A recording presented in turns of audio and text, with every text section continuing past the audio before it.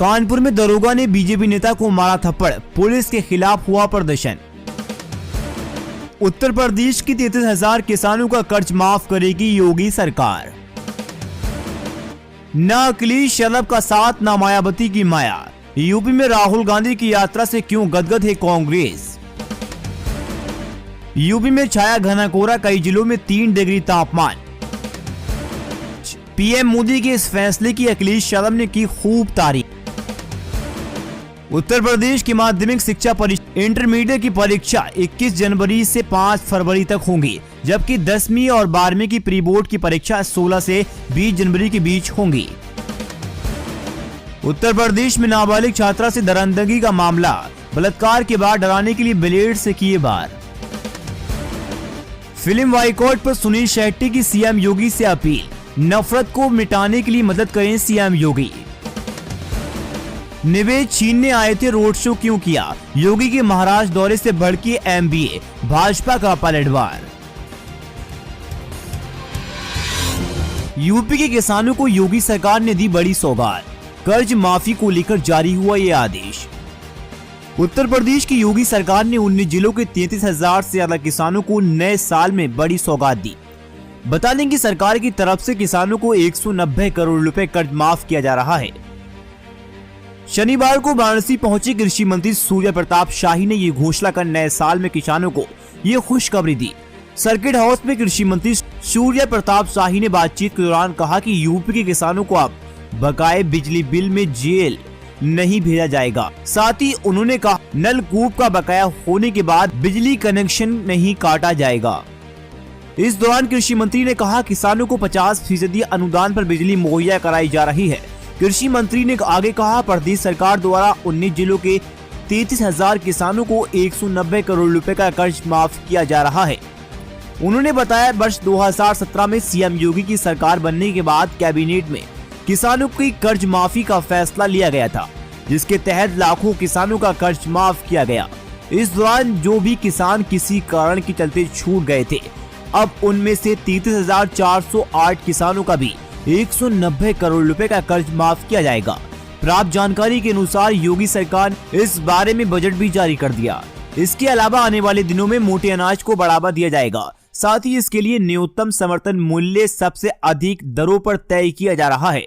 कृषि मंत्री ने बताया मकर संक्रांति के बाद इस नीति को तैयार किया जाएगा। कृषि मंत्री शाही प्रताप शाही ने बताया कि पीएम मोदी नरेंद्र मोदी और सीएम योगी आदित्यनाथ की देखरेख में आज देश और प्रदेश का किसान उन्नत कर रहा है।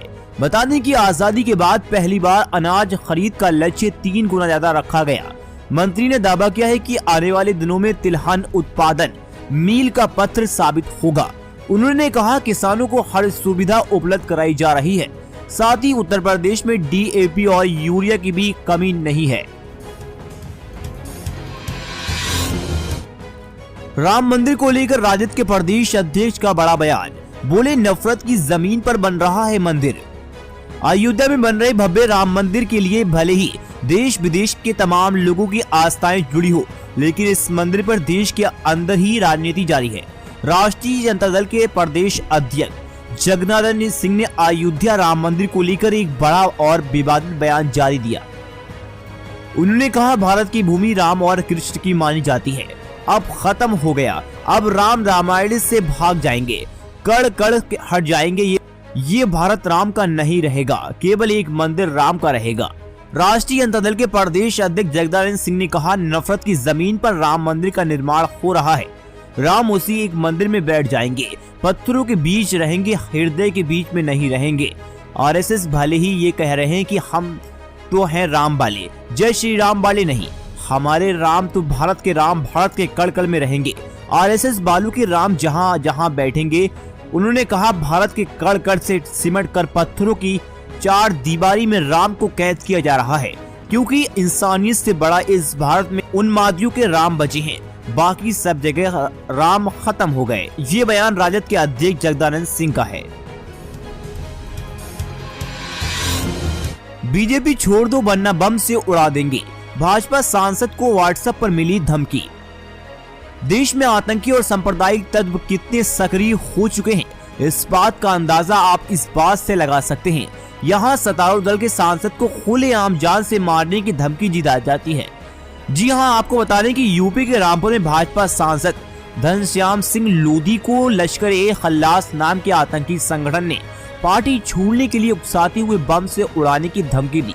दरअसल इस मामले में सांसद घनश्याम लोधी के मीडिया में दिए गए बयान के मुताबिक बीते रोज उन्हें शुक्रवार सुबह 8:30 पर व्हाट्सएप कॉल आई, पर अज्ञात नंबर देख उन्होंने फोन नहीं उठाया। फिर इसके बाद बीजेपी नेता ने व्हाट्सएप खोला तो वहां धमकी भरे मैसेज देखे जिसमें पंजाबी और अंग्रेजी लिखा था, भाजपा पार्टी छोड़ दीजिए वरना हम आपको बम से उड़ा देंगे, आपके परिवार को भी बम से मार देंगे।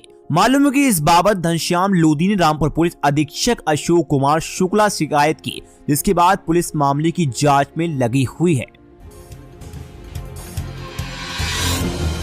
फर्जी दरोगा के फर्जीवाड़े, खाकी पहन रौब दिखाकर ठगी करता था, कासिम पुलिस को बदनाम करने में नहीं छोड़ी कोई असर। अमरोहा में लोगों को खाकी का रौब दिखाकर लोगों से ठगी करने वाले फर्जी दरोगा को नगर कोतवाली पुलिस ने गिरफ्तार कर लिया।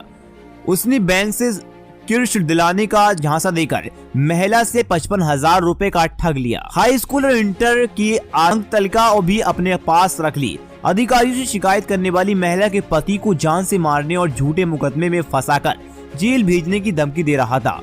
पुलिस ने उसे न्यायालय में पेश कर जेल भेज दिया। सीयू सिटी विजय कुमार राणा ने बताया कि बंचनायू थाना क्षेत्र के गांव चौखट निवासी अली बारिश शैफी की पत्नी नसरीन जहां का आरोप था कि अमरोहा के मोहल्ला बडवाल नई बस्ती से रहने वाले कासिम से उसकी पति की मुलाकात हुई थी। कासिम खुद को पुलिस में दरोगा बताता था। उसने बैंक से लोन दिलाने का विश्वास दिलाया और नसरीन जहां के नाम पर 10 लाख रुपए का लोन कराने का झांसा देकर हाई स्कूल इंटर की अंक तालिका प्रमाण पत्र के लिए, जिसके बाद पेटीएम और गूगल पे के माध्यम से 55,000 रुपए ठग लिए।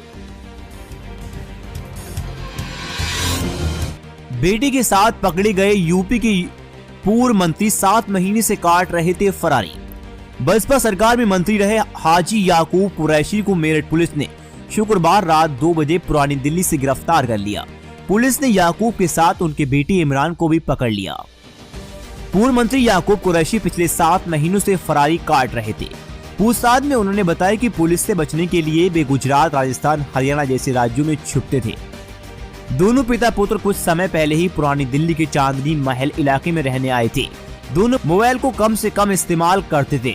शुक्रवार रात 2 बजे एसओजी की टीम ने दबिश देकर गिरफ्तार कर लिया। साथ ही उसके बेटे इमरान को भी पकड़ लिया। काशी में रेत पर बस रहा तंबुओं का शहर, पूर्वांचल के पर्यटन को मिलेगी नई उड़ान। योगी सरकार ने नए साल में पूर्वांचल के पर्यटन को नई ऊंचाइयां देने के लिए काशी में गंगा के पूर्वी तट पर तंबुओं का शहर बसा रहा है। इस टेंट के सिटी के जरिए पर्यटक जहां काशी को नए ढंग से एक्सप्लोर करेंगे, वहीं सरकार की मंशा है कि पर्यटक काशी की धार्मिक और आध्यात्मिकता को भी बढ़ाएंगे। शीतलहर का कहर, लखनऊ में 8वीं तक के सभी स्कूल 14 जनवरी तक रहेंगे बंद। उत्तर प्रदेश इस समय भीषण ठंड की चपेट में है। शीतलहर और ठंड की हवाओं को देखते हुए उत्तर प्रदेश की राजधानी लखनऊ में 8वीं तक के सभी स्कूलों को 14 जनवरी तक बंद रखने का फैसला किया गया। जिला अधिकारी ने सूचना जारी करते हुए सभी स्कूलों को 9 जनवरी से 14 जनवरी तक बंद रखने के आदेश दिए और इस आदेश का पालन करने के लिए सभी स्कूलों से आग्रह किया। आदेश के मुताबिक जिला में संचालित सभी सरकारी और गैर सरकारी अनुदान प्राप्त, मान्यता प्राप्त सीबीएसई, आईसीएसई माध्यमिक शिक्षा मंडल और सभी बोर्ड से संबंधित स्कूल बंद रहेंगे। वहीं स्कूल के शिक्षक और कर्मचारी अपने निर्धारित समय पर स्कूल में उपस्थित रहेंगे और वहां के कार्य को पूरा करेंगे। भाजपा दफ्तर पर हुई सहकारिता चुनाव पर चर्चा। भारतीय जनता पार्टी जिला कार्यालय में शनिवार को जिला बैठक आयोजित हुई, जिसमें गोरखपुर, अयोध्या स्नातक निर्वाचन और आगामी सहकारिता चुनाव विजय हासिल करने पर चर्चा की गई।